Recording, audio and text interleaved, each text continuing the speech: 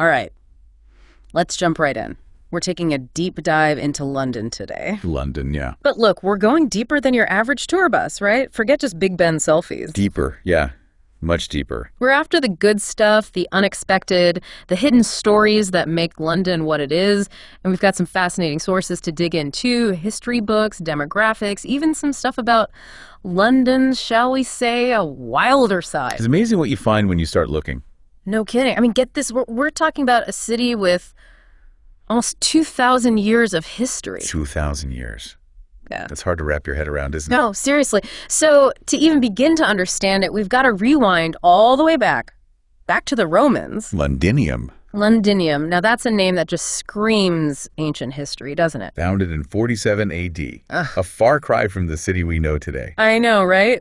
Imagine those Roman settlers rocking up and seeing it now. Talk about a culture shock. I mean, can you imagine their little Londinium was basically just the square mile that makes up the city of London today? Wow, so that tiny area, that's the original heart of London. The very same. A tiny speck compared to the sprawling metropolis we have now. Amazing. This tiny ancient city swallowed up by the modern one.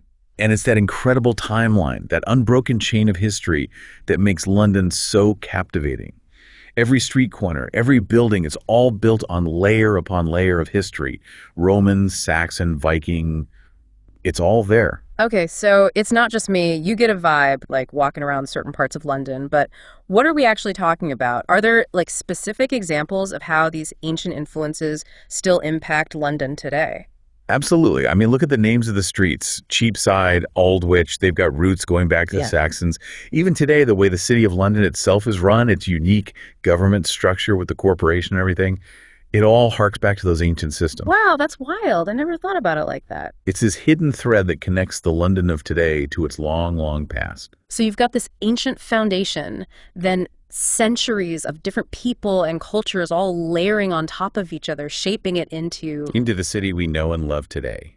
A city that's always changing, always evolving. Exactly. And speaking of people, London is jam-packed with them. That's part of what makes it so exciting, right? But when you start digging into the demographics, it's clear that not everyone in London shares the same experience. Yeah, it's a city of extremes sometimes, especially when it comes to wealth. Totally. I mean, you've got neighborhoods like Kensington and Chelsea, right?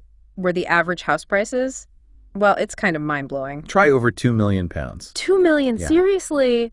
That's like more money than I can even imagine. It's a different world. And then a few miles down the road, you have people struggling to make ends meet, facing real hardship. It's that contrast, isn't it? Like, what contributes to such a massive wealth gap in a single city? Well, part of it is historical. London's economy has always been tied to certain industries. Finance, for instance. The regeneration of the Docklands back in the day, that had a huge impact too. Right, so you've got these areas that have boomed, but not everyone's benefited equally. Exactly. And that creates ripple effects, impacting everything from housing to access to opportunities. It's a big challenge, no doubt about it. It really makes you think about the kind of city we're building for the future, doesn't it? But, you know, speaking of contrasts, our sources mentioned something about London that I just found wild, something like 16 foxes per square mile. Foxes in London. 16 per square mile. Can you believe it? And in one of the most densely populated cities on Earth. I know. It's crazy. You'd think it would be all skyscrapers and concrete, but it's actually quite green. London's got a surprising amount of green space, parks, gardens, even those little forgotten stretches along old railway lines. So those urban foxes are basically thriving. They're a testament to the city's biodiversity, its ability to support wildlife, even in the middle of all the hustle and bustle. It's amazing how nature finds a way. Okay, so we've got ancient history, we've got extreme wealth disparities, we've got urban foxes. What else makes London, what really stood out from our research? You know, one thing that really struck me was the sheer diversity of languages. There are over 300 languages spoken in London. 300? Seriously? That's incredible. Isn't it? London's always been a crossroads, a place where cultures collide and combine. And you can see that reflected in every aspect of the city. The food, the music, the art. Oh, speaking of food, our research unearthed some interesting tidbits about British culinary traditions. For example, did you know that fish and chips, that classic British dish, actually has roots in Jewish immigrant culture? It does. It's amazing how food tells the story of a place, isn't it? Every wave of immigration, every cultural exchange, it all leaves its mark on the plate. And you're right, we can't forget afternoon tea. Right, the scones, the little sandwiches, it's an institution. It's quintessentially British. So, if you're a foodie planning a trip to London, get ready to eat your way around the world without even leaving the city.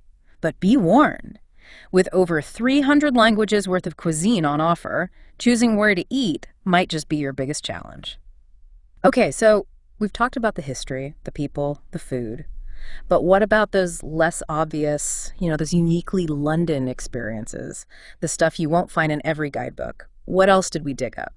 Well, one thing that really jumped out at me was just how important theater and live performance are to London. Oh, yeah. I mean, there are theaters everywhere. It's incredible, isn't it? Big theaters, small theaters, experimental theaters.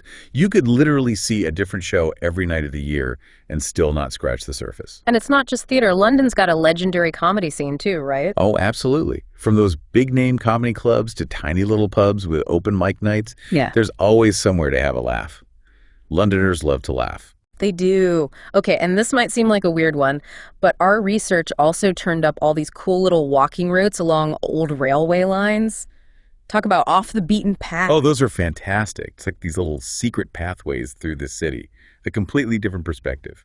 It's wild to think those used to be bustling train lines. And now they're these peaceful green corridors. Yeah. It really shows how London adapts and transforms itself over time. Speaking of transformation, we can't forget Notting Hill Carnival, can we? How could we? The world's second largest street party. It's this explosion of color and music and Caribbean culture right in the heart of London. Sounds amazing. Okay, so we've covered a lot of ground here, but honestly, I feel like we've only just scratched the surface. London is just huge in every sense. It really is a city that defies easy definition. And that's part of what makes it so endlessly fascinating, isn't it? Totally. So for anyone listening who's maybe thinking about a trip to London, what's the one thing you'd tell them? Don't just come to see the sights. Come to experience London. Get a little bit lost. Find your own London. Exactly, because there really is something for everyone. Whether you're into history, art, food, music, whatever, you'll find it in London. And who knows, you might even find yourself along the way.